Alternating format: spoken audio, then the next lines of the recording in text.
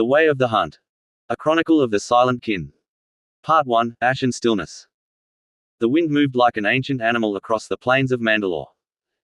It did not howl. It breathed. Across the stone plateaus where forgotten wars had burned the soil to grey glass, the currents travelled in long patient tides, carrying dust older than empires. The wind knew the bones buried beneath the earth. It remembered the armor of warriors dissolved into rust and mineral. It whispered against the broken towers of Mandalorian cities long since hollowed by time and fire. At the highest edge of one such plateau, a lone figure knelt. Still as a carved idol. Yornya. The Mandalorians had given him a name in their tongue, though it was not truly a name, only a sound shaped to resemble the deep clicking syllables of his kind. Among his own species he had possessed many titles, most etched into bone trophies and ceremonial helms.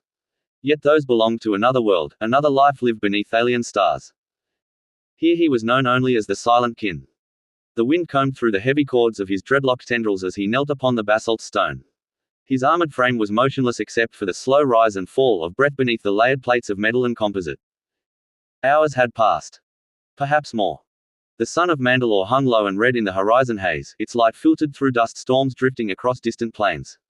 The glow painted the hunter's armor with embers of crimson. A statue of war contemplating silence. Beneath the mask, Yornya's eyes were closed. Stillness was not unfamiliar to him.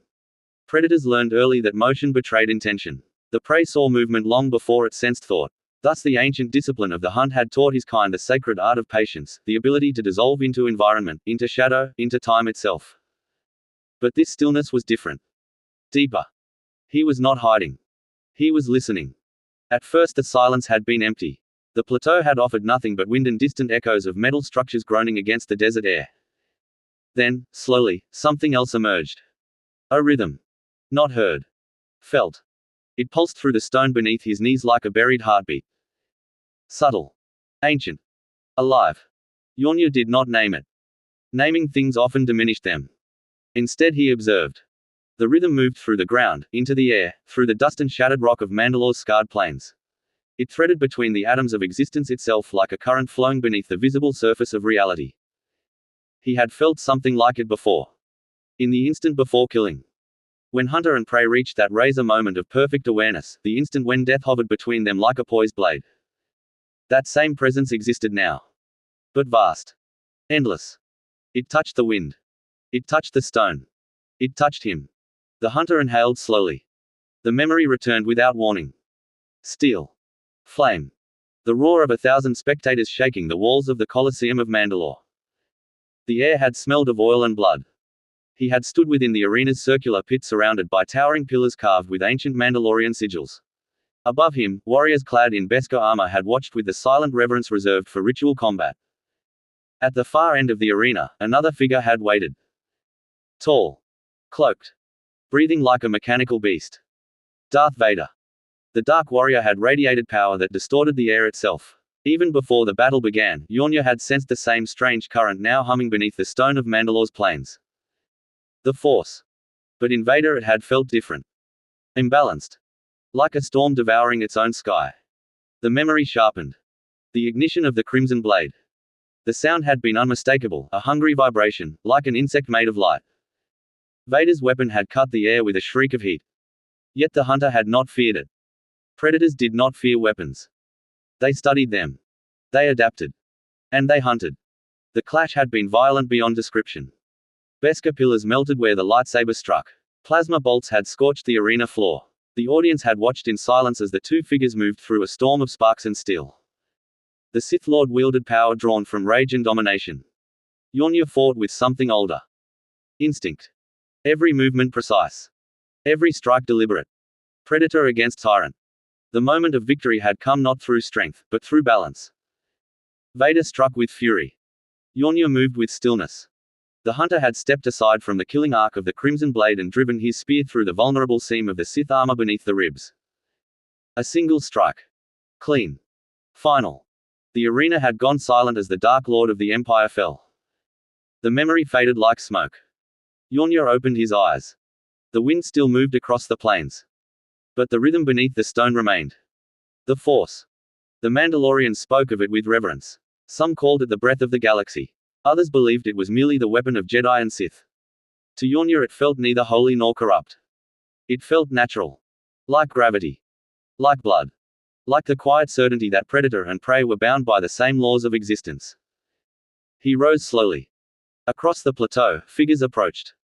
Mandalorians. Their silhouettes emerged from the drifting dust, armor glinting faintly in the dying light. They walked with the measured confidence of warriors who feared nothing, not even extinction. At their head strode a tall figure clad in dark Beskar etched with mythosaur sigils. The armorer. She stopped several paces away. Neither spoke. Speech was unnecessary. Among Mandalorians, respect often traveled through silence. The armorer studied the hunter for a long moment before inclining her helmeted head. A gesture of recognition. Of kinship. The silent kin had become part of their tribe not through diplomacy but through proof. Victory in the arena had granted him something rare in Mandalorian culture, honor. Since that day he had hunted beside them across the wastelands of Mandalore. He had walked their halls of iron and flame. He had forged armor beside their smiths and studied their rituals with the quiet curiosity of a creature observing another species. In time they had come to understand something fundamental about him. Though alien, he shared their creed. Strength earned through trial. Respect for worthy adversaries. The sacred bond between warrior and weapon. This was the way. The Mandalorians had not tried to change him. Instead they welcomed the differences. The armorer extended something toward him. A metal plate. Beskar. Its surface had been engraved with a symbol unfamiliar even to Mandalorian history, a fusion of their mythosaur sigil with the spiral glyph carved into Yornya's ancient shoulder armor. A new emblem. A joining of creeds. Yornya accepted it. The metal was warm from the forge. He understood. The silent kin had become something more than a guest. He was now part of their story. That night the tribe gathered within the forge halls beneath the ruins of Sundari. Firelight painted the stone chambers in shifting golden shadow. The air smelled of molten metal and burning fuel cells. Yornya stood among them. Towering. Otherworldly. Yet strangely at home. The armorer worked the forge with deliberate movements, hammer striking heated Beskar with rhythmic precision. Each blow echoed through the chamber like the heartbeat of a living machine. The hunter watched. Fire fascinated his kind. It was both tool and teacher. The Mandalorians understood this instinctively. Their culture had always revolved around the forge, the transformation of raw metal into something worthy of battle. Creation through heat and pressure. The hammer fell again. Sparks flew upward like fragments of newborn stars. Yornya felt the rhythm return. Not only beneath the stone, but within the forge itself. The same presence he had sensed on the plateau moved through flame and metal. The force was here too. Alive in the act of creation. He closed his eyes briefly. And that was when he heard it. Not a sound. A whisper.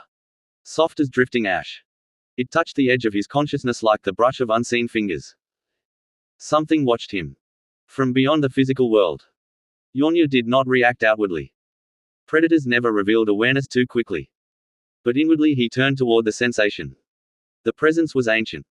Curious. And strangely familiar. Like a distant echo of something he had known long before arriving in this galaxy. The whisper lingered. Then came the faintest impression of a voice. Not language. Emotion. Interest. Amusement.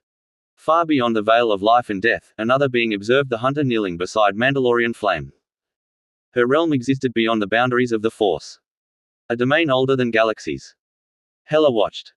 The goddess of death had seen countless warriors rise and fall across the infinite ages. Kings, demigods, monsters, saints. All eventually came to her halls. But this creature intrigued her. He walked the boundary between predator and philosopher, between instinct and enlightenment. He understood death not as tragedy but as balance. Such beings were rare. Even among gods. Hela leaned forward within the unseen realms where spirits drifted like mist. Her voice brushed the edge of Yornya's mind again. A whisper through eternity. The hunter's eyes opened slowly. The forge roared. The Mandalorians worked. But something had changed. The rhythm of the Force pulsed stronger now. As though the galaxy itself had noticed him. And somewhere beyond the stars, a goddess had begun to smile. Part 2, The Crystal Beneath the Mire. Morning on Mandalore did not arrive with brilliance. It emerged slowly, as though the planet itself hesitated to wake. Light bled through the heavy sky in pale layers, filtered through drifting bands of dust that circled the horizon like ancient spirits. The land below remained scarred from wars that had ended centuries earlier yet never truly faded. Fields of blackened glass stretched between skeletal ruins. Old cities lay buried beneath dunes that crept steadily across the plains. Yet Mandalore still breathed. And where a world breathed, hunters walked. Yonnya moved through the southern marshlands with the Mandalorians. They did not stalk him. Nor did he stalk them. They hunted together. The tribe had named this place the Dust Swamps. Long before Mandalore's surface had been bombarded into desolation, oceans had once filled this basin. Now those waters remained only as shallow black marshes scattered between ridges of cracked mineral salt and fossilized coral pillars. Mud pulled at the boots of armored warriors as they advanced. 4 Mandalorians walked with him. Their Beskar armor bore the marks of many battles. Jetpacks rested folded against their backs, ready if needed, but silent for now. Blasters were held low and steady, their movements measured and disciplined. They trusted the hunter among them. The silent kin had earned that trust not through words but through action. The wind carried scents across the marsh. Decay. Iron. Distant water. And something else. The creature that had drawn them here. It was not an enemy born of malice. Mandalorians did not think in such simple divisions. Creatures hunted because it was their nature to do so. Yet when a beast grew too bold, when it began to threaten settlements and children, it became necessary to answer instinct with discipline. This was the hunt. One of the Mandalorians raised a gauntleted hand. The group stopped instantly. Tracks. Massive grooves carved through the wet sediment led toward the deeper swamp. The mud had been churned recently. Whatever creature they pursued had passed not long before. Yonnya studied the marks.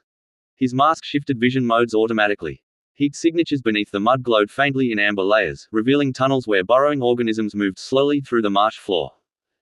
But the great predator they followed was elsewhere. He could feel it. Alive. Powerful. The Mandalorian beside him gave a subtle nod. Continue. They moved again. The hunt unfolded without speech. Their formation widened slightly, each warrior scanning a different quadrant of the marsh. Blasters were prepared, yet no one rushed forward recklessly. Mandalorians understood patience as well as any predator species in the galaxy. Yonnya respected this. His own kind had built an entire civilization upon the sacred discipline of the hunt. Victory meant nothing if it came cheaply. Prey must be worthy. The struggle itself was the offering. But today another presence stirred beneath the surface of the world. The rhythm returned. Soft. Steady. A pulse moving through the ground like a buried drumbeat. Yonnya slowed. The Mandalorian behind him noticed immediately. The warrior tilted his helmet slightly toward the hunter. A silent question. Yonnya raised a single clawed finger and angled it westward. Something there. The Mandalorian followed his gesture.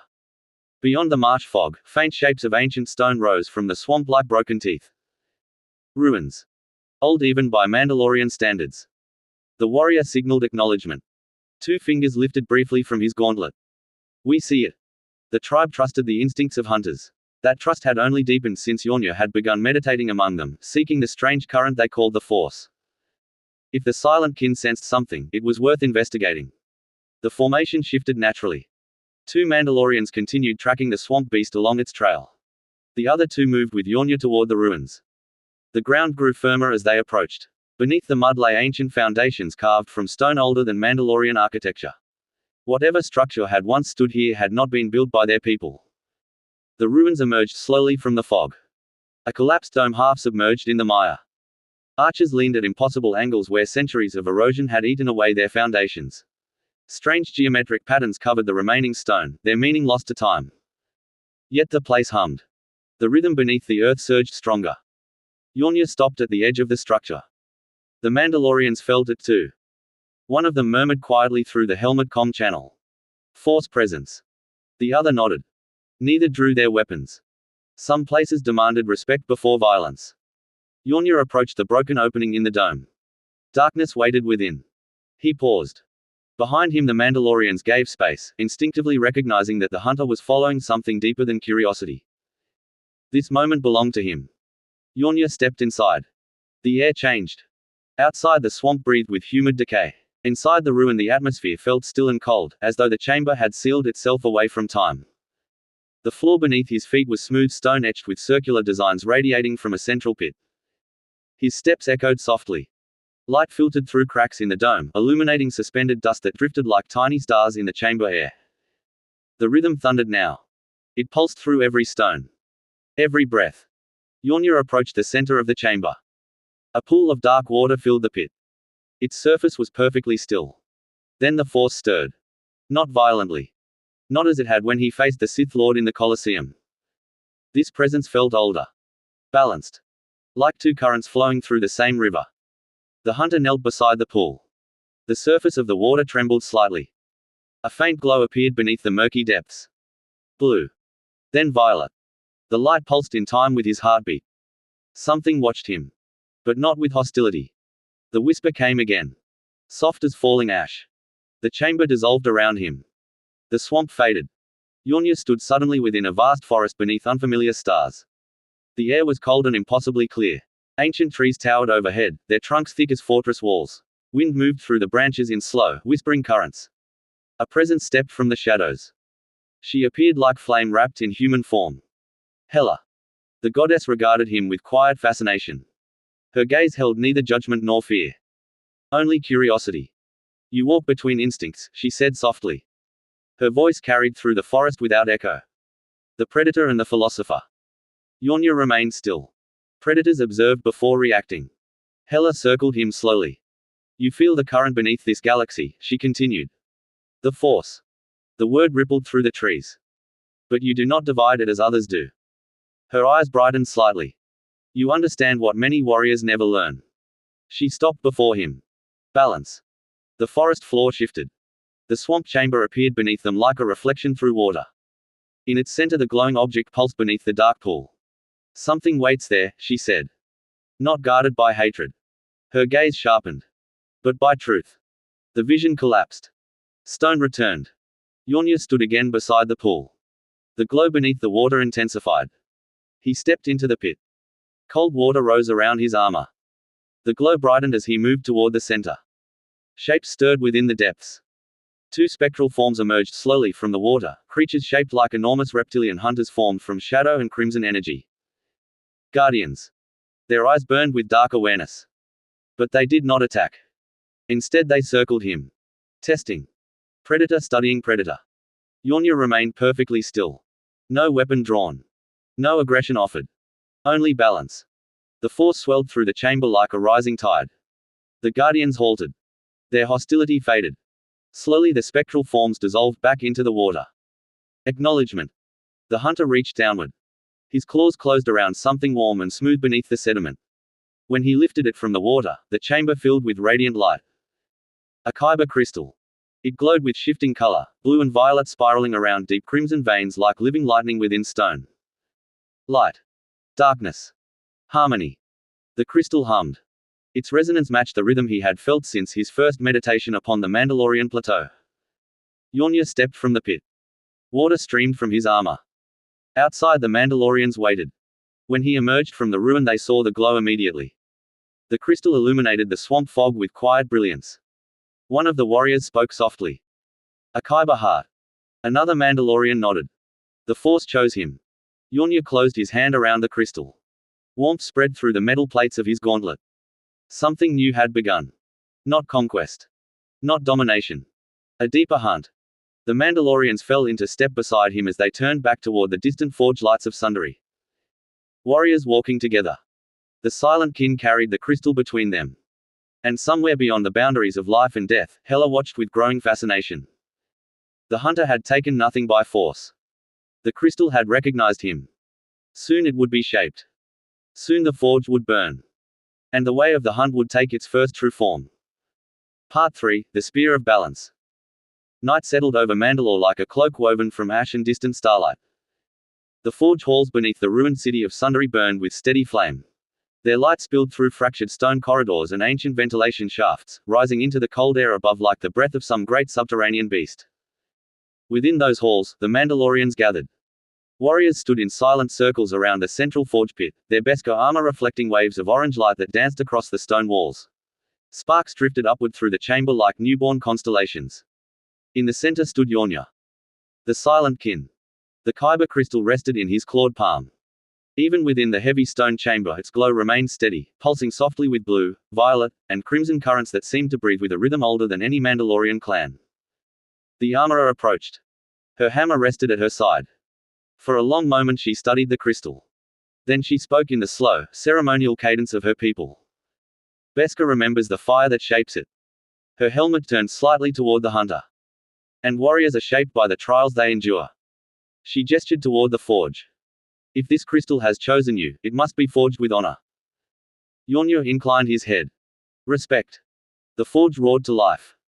Flames rose high as the armorer activated the ancient machinery beneath the pit. Magnetic clamps lowered crucibles of molten Beskar into the fire until the chamber glowed with unbearable heat. The Mandalorians began their ritual. Hammers struck anvils in deliberate rhythm. The sound was slow. Measured. Each impact echoed like the heartbeat of a living mountain. Yornur placed the Kyber crystal within the forge cradle. At first the crystal resisted the heat. Kyber was no ordinary mineral. It was alive with the Force, sensitive to intention and spirit. In the hands of those driven by rage it often screamed. But here the crystal remained calm. Its glow intensified. The armorer watched closely. You do not force it, she said quietly. You listen. Yornur understood. The forge was not a place of domination. It was a conversation between heat and metal. He began assembling the weapon slowly. Segments of Beskar alloy fused with components drawn from Yornur technology, dense plasma conduits, adaptive energy coils, and a reinforced spear shaft designed for both thrust and throw. The Mandalorians observed with silent respect. They had forged many weapons in their lives. But never one like this. The Kyber crystal settled into its housing at the spear's core. When the final plates sealed around it, the chamber fell suddenly silent. Then the crystal awakened. Light erupted along the weapon's length. A blade of pure energy extended outward from the spear tip, humming with controlled power. It shimmered between colors, white, violet, and faint crimson currents that flowed like veins through its luminous form. Yornur lifted the weapon. The light spear. Not a sword. Not a tool of simple destruction. A hunter's instrument. The spear extended further as he adjusted his grip. The blade narrowed and elongated, becoming a luminous harpoon capable of piercing armor at great distance before retracting with magnetic precision. The Mandalorians nodded. A weapon worthy of their brother. Outside the forge halls the storm began. Lightning crawled across Mandalore's sky as thunder rolled over the plains. The wind rose violently, carrying dust clouds that blotted out the stars. Yornur stepped onto the plateau beyond the city ruins. The light spear rested across his shoulders. The storm intensified. Something ancient moved within it. A presence vast beyond measure. The thunder did not merely sound. It spoke. A deep voice rolled through the sky like shifting mountains. You walk the center path. The wind howled across the plains as lightning illuminated the towering silhouette forming within the storm clouds. A massive being of swirling stone and living wind. Eyes like twin storms gazed down upon the hunter. The Bendu. Ancient beyond Jedi or Sith. The embodiment of the Force in balance. Yornur stood unmoving. Predators did not bow to storms. But they respected them. You feel the currents as I do, the Bendu rumbled. Not light. Not darkness. The creature's immense head lowered slightly. But the harmony between. Lightning flashed across the horizon. You are rare, hunter. A being who does not seek to control the Force. But to move within it. The light spear vibrated softly in Yornur's grasp. The Kyber crystal resonated with the Bendu's presence. The ancient entity spoke again. There is one who feeds upon imbalance. The storm darkened further. A vision appeared within the lightning. A pale figure seated upon a throne of shadow. Eyes glowing with endless hunger. Darth Sidious. The Emperor. The vision flickered across the sky like a wound in reality. He bends the Force toward domination, Bendu said. He devours balance. The storm rumbled deeply. One day your path will cross his. Yornur's mandibles flexed slightly. Not fear. Recognition. A hunt unlike any before. The Bendu's massive form began dissolving back into the storm. Remember this, hunter. Balance is the ultimate prey. The clouds closed. The storm drifted away across the plains. Silence returned. Yet another presence remained. Soft. Warm. Ancient. Hela stepped from the darkness behind him. Tonight she appeared fully. No illusion. Her form shimmered faintly with otherworldly energy, dark hair flowing like shadow across her shoulders. Her gaze lingered upon the light spear with quiet admiration. You forged something remarkable, she said. Her voice carried a tone both amused and intrigued. Yornur did not turn immediately. He sensed her presence as clearly as the wind. The goddess approached slowly. Most warriors crave power, she continued. They grasp at it. Her eyes met his. You allow it to come to you. The hunter finally faced her. They stood only a few paces apart. Two beings who understood death not as tragedy but as transformation. Hela studied him openly now. You walk very near my domain, she said softly. Her voice lowered slightly. Few living creatures are so comfortable standing beside death. A faint smile touched her lips. I find that fascinating. The wind stirred the dust around them. Neither moved. The moment carried an intimacy deeper than speech. Two forces meeting at the edge of existence. Yornya closed his eyes briefly. Meditation. Within the stillness he felt the galaxy breathing. Life rising. Death falling. Predator. Prey. Creation. Destruction. All part of the same endless rhythm. Words formed slowly within his mind. Not language spoken aloud. A creed. The foundation of a path no being had walked before. The way of the hunt. The hunt is harmony, not conquest.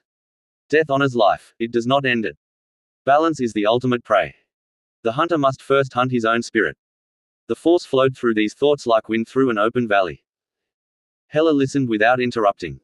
Her expression softened. Your philosophy will echo through ages, she said quietly. Perhaps even into my halls. Yornya opened his eyes. The light spear hummed softly in his grasp. He did not look toward the stars where the Emperor ruled. Not yet. The hunt had only begun. Hela stepped closer. Close enough that the warmth of her presence brushed against the hunter's armor. Her gaze searched his faceplate as though attempting to read the mind beneath. For a creature born among hunters, she murmured, you possess remarkable serenity. She paused. And remarkable restraint. Her fingers nearly touched the glowing spear before she withdrew them. You interest me, Yornya. The wind carried her words away across the plains. For a moment the galaxy itself seemed to hold its breath. Then Hela stepped back. Not leaving. Simply watching. The two of them turned toward the horizon together. Far beyond Mandalore's atmosphere, stars burned in silent infinity. Within that vast darkness the Force moved endlessly, weaving destinies through countless lives. Hunter and Goddess stood in quiet meditation. Not lovers. Not enemies. Something stranger. Two beings who understood the sacred symmetry between life and death. The light spear pulsed. The Kyber crystal glowed brighter. Somewhere in the distant future, a greater hunt waited. But tonight there was only stillness. Only balance. Only the quiet beginning of a path that would one day shake the galaxy. The way of the hunt had been born.